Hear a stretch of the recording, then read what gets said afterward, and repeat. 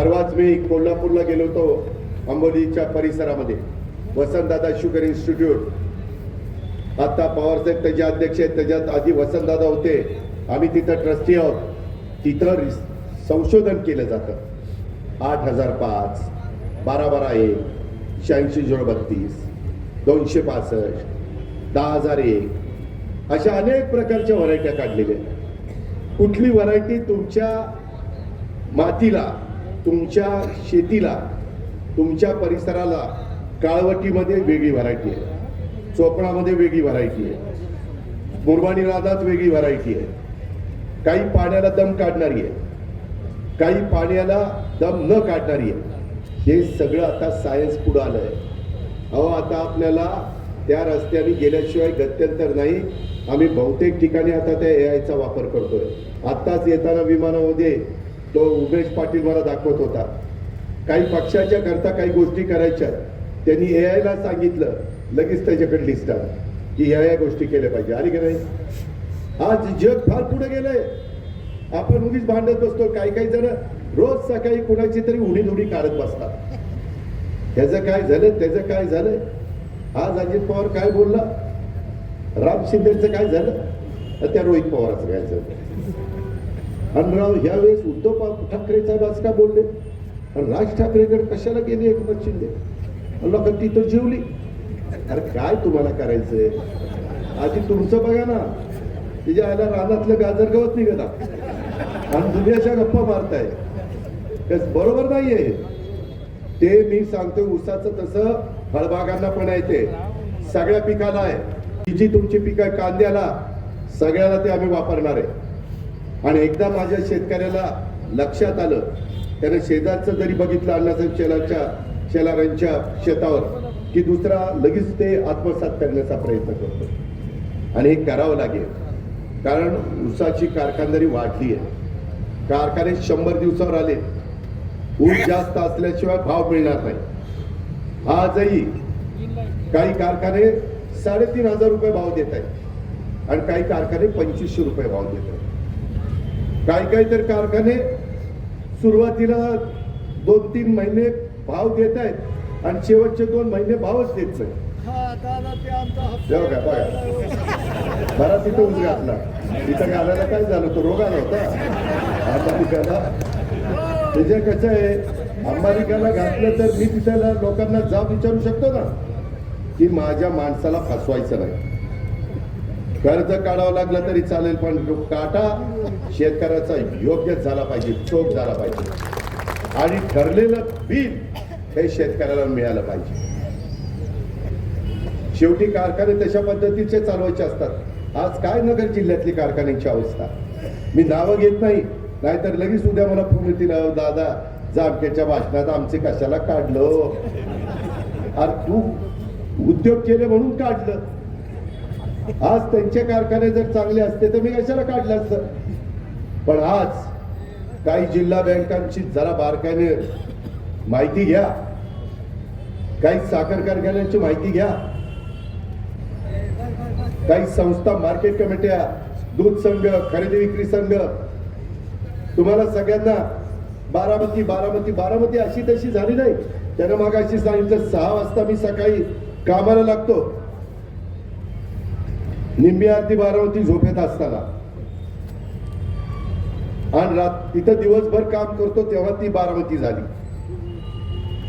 त्याच्यामध्ये अनेक जण तिथं राबलेत आज तुमच्या भागामध्ये शिक्षणाची चांगली सोय झाली पाहिजे रस्त्याचा उमेशने उदाहरण दिलं मला ते खपतच नाही मी आता नॅशनल हायवेला मी वेळ पडली तर उद्या गडकरी साहेबांना फोन करणार काही जण म्हणतात की इथले व्यापारी म्हणतात एवढा रुंद करू नका आता खरं खोटं काय माहिती नाही रस्ता तर चांगला झाला पाहिजे तुम्हाला किती जामखेडकरांना मला माहिती आहे मला माहित नाही पण मी ज्या पुणे पिंपरी चिंचवडचं 25 वर्ष नेतृत्व केलं त्या पिंपरी चिंचवडमध्ये पूर्वी जुना पुणे मुंबई रस्ता होता अवघ्या 3 वाहनं जायची एक जायला एक यायला आणि ती म्हणजे 10 मीटरचा रस्ता आता तिथं 8 पदरी रस्ता झाला 8 पदरी सर्व्हिस म्हणजे या पद्धतीनं काम कर मी वाईटपणा घेतला काही ठिकाणी माझ्या आमदाराचं घर काढावं लागलं मला. मी त्याला समजून सांगितलं, बाबांनो पुढे ज्या पद्धतीनं लोकसंख्या, मी जामखेडकरांनो, मी आता 91 साली तिथं खासदारकीला उभं होतो, तेव्हा तो माझ्या बारामतीमध्ये समावेश होता. त्यावेळेस तिथली लोकसंख्या होती 5 लाख वर काही हजार, आणि 2041 ला तिथली लोकसंख्या होती 61 लाख. किती? 61 लाख. आता ही लोकसंख्या जर वाढली, मलाच तिथं काम करून झाले जवळपास 25 वर्ष, 30 वर्ष. लोक म्हणतील की मागच्यांनी काय केलं. आज उद्याची आम्ही निर्णय घेताना 50 वर्ष डोळ्यासमोर ठेवून निर्णय घेत असतो. वाईटपणा घेताना 5% लोकांचा वाईटपणा घ्यावा लागतो, पण 95% जनतेला फायदा होतो. किती? 95%. मित्रांनो, या पद्धतीनं काम करावं लागतं. आज आता याच्यात काय झालं, कोण म्हणतं कॉन्ट्रॅक्टर बदलले, कोण आणखी काय म्हणतंय. अजूनही इथले एसटीचे काही प्रश्न सुटलेले नाहीयेत, अजून बरेच इथं प्रश्न आहेत. मागं ज्यावेळेस रोहित आमच्या बरोबर होता, त्यावेळेस 2.5 वर्षात इथं किती कोटी रुपये मी दिले याची माहिती काढा. आता तो माझ्याबरोबर नाहीये. सुदैवाने उमेशने उल्लेख केला, राम शिंदे साहेबांना महायुतीच्या सरकारने, भाजपने विधान परिषदेचं सभापती केलं. आपल्याला इथल्या तरुणांच्या हाताला काम देण्याच्या करता कर्जत जामखेडला MIDC आणावी लागेल. बरेच जणांनी सांगितलं MIDC आणणार, MIDC आणणार. आली का? नाही आली. प्रयत्न करावा लागणार, वेळ द्यावा लागणार. पाण्याच्या बद्दल मगाशी चर्चा झाली.